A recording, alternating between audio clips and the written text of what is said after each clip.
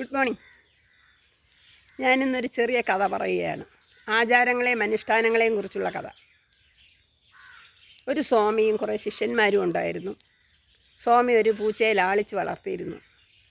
സ്വാമി പൂജ ചെയ്യുമ്പോഴെല്ലാം ഈ പൂച്ച വന്ന് ശല്യപ്പെടുത്തുമായിരുന്നു.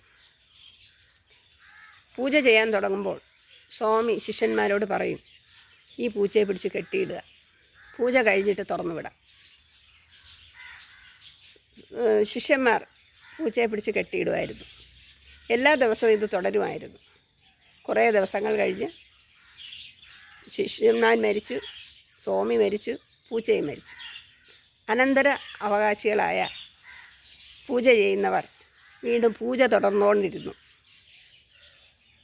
അവർ പൂജ ചെയ്യുമ്പോൾ ആദ്യം ചെയ്യുന്ന കാര്യം എവിടെന്നെങ്കിലും ഒരു പൂച്ചയെ കൊണ്ടുവന്ന് കെട്ടിയിടുമായിരുന്നു. എന്നിട്ട് പൂജ ചെയ്യും. എന്നിട്ട് പൂജ ചെയ്ത് കഴിഞ്ഞതിന് ശേഷം ആ പൂച്ചയെ തുറന്നു വിടും.